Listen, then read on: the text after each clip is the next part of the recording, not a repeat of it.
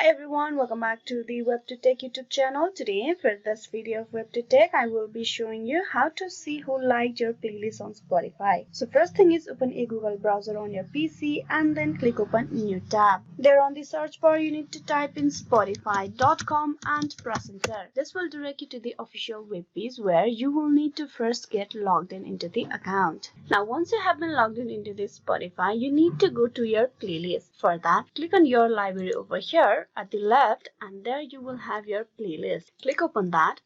So basically, once you have your playlist and are at public, people will be able to like and follow you, and all those like will be seen over here. You can see the detailed 27 songs, about 1 hour 30 minutes. Similarly, you will be able to view the likes you have on this playlist over here. As I do not have any like currently, so I do not have that details updated in here. You will have the option to view the likes you have on your playlist, but Spotify does not have any feature that allows you to view the list of people who like or follow your playlist. You will be able to view the likes on like section, which is a great way to see how many users are enjoying your music and to track the growth of your playlist over the time. So this is how you can easily see who liked your playlist. Hope this video was useful. Please like and subscribe the WebToTech YouTube channel. Thank you.